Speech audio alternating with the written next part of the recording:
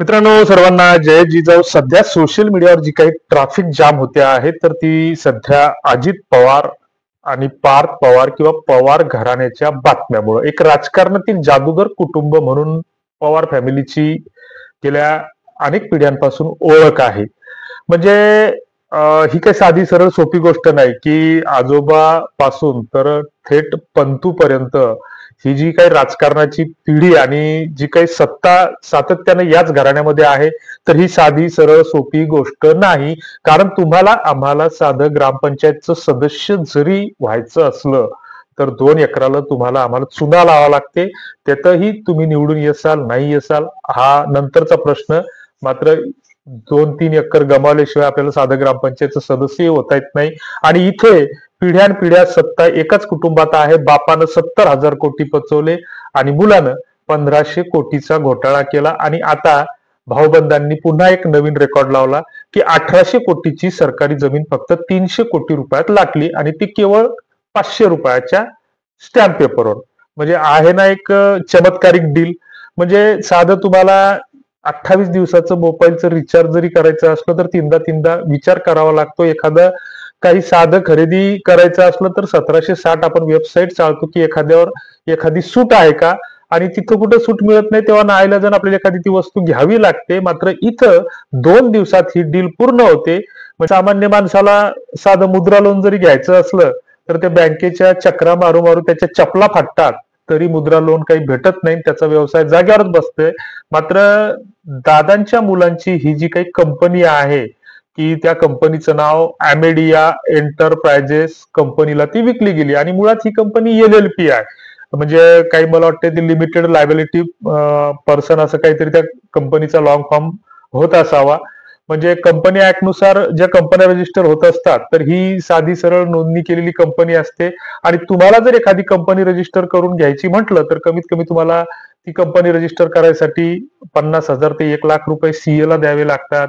त्याच्यानंतर त्याचं ऑडिट वगैरे बरेच कागद पूर्ण करावे लागतात. त्याच्यानंतरही तुमचं भाग भांडवल हे त्या सगळ्या गोष्टी पाहिल्याच्या नंतर तुम्हाला लोन मिळेल नाही मिळेल याची गॅरंटी नसते.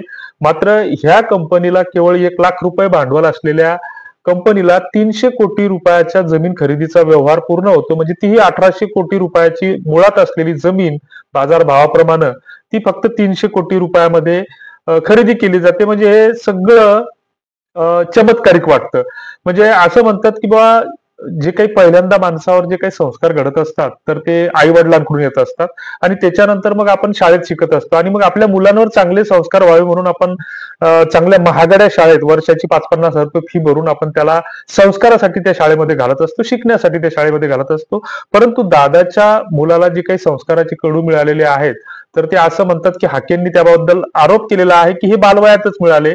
की सोनगावातील 3 एकर महारवतनाची जमीन जी विकली गेली, तर ती सुरुवातीला पार्थच्या नावावर केली गेली. म्हणजे त्याच वयात त्यांना या जमिनीच्या व्यवहाराचे बाळकडू मिळाले, असा आरोप लक्ष्मण हाके यांनी केलेला आहे. आणि सोशल मीडियावरून आता हे जे काही आरोप येत आहेत ते समोर येत आहेत आणि त्याचंच निवेदन आम्ही इथे या ठिकाणी सांगतो आहोत. पदरचं काही सांगत नाहीये, त्याच्यामुळे कुणाला काही आक्षेप घेण्याचं काही कारण नसावं.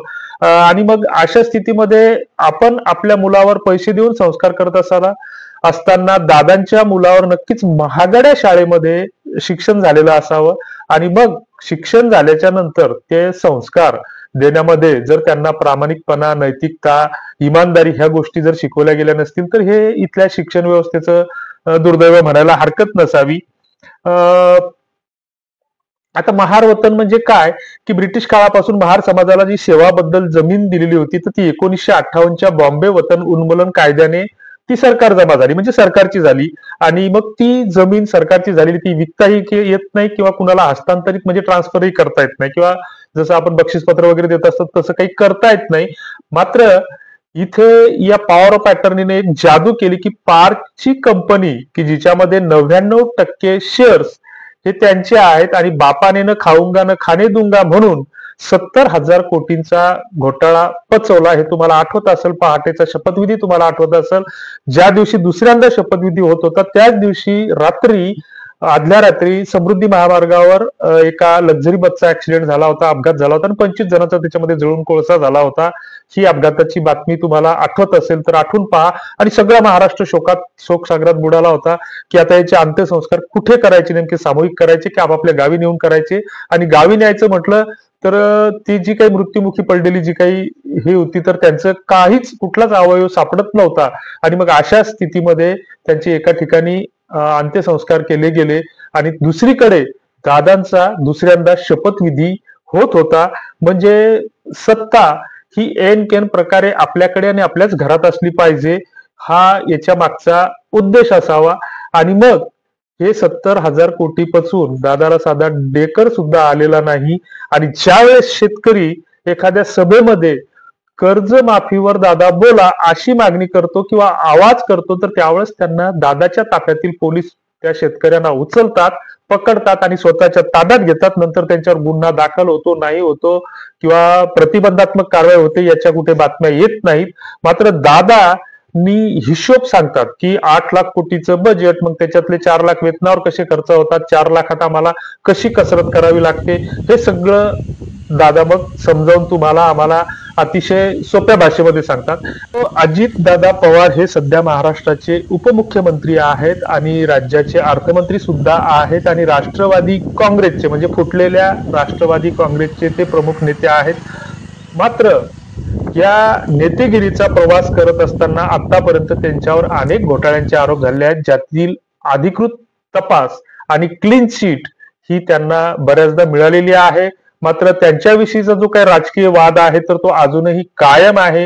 याच्यामध्ये जो प्रामुख्याने नाव घेतलं जातं सध्या सोशल मीडियावर चर्चेत असलेला मुख्य जो घोटाळा आहे तर तो म्हणजे सिंचन घोटाळा. हा सर्वात मोठा घोटाळा मानला जातो. 70,000 कोटीचा हा घोटाळा आहे. आणि हा घोटाळा पचवून दादा पुन्हा या दुसऱ्या गटात प्रवेश करते झाले. पहाटेच्या वेळी उपमुख्यमंत्री पदाची शपथ घेते झाले आणि पुन्हा त्यांनी सत्ता मिळवलेली आहे.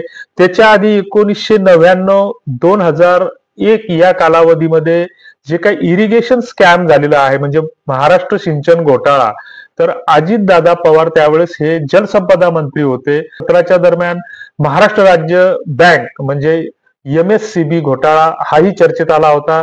जवळपास 25,000 कोटी रुपयांचा कर्ज वितरणामध्ये अनियमितता आणि साखर कारखान्यांना कमी किमतीत विक्री असा तो आरोप होता. मनी लॉन्ड्रिंगचा सुद्धा त्यावेळेस त्यांच्यावर आरोप झाला होता. प्रकरणात त्यांना क्लीन चिट दिलेली आहे. त्याच्यामुळे हा आरोपही आता शिल्लक राहिलेला नाही.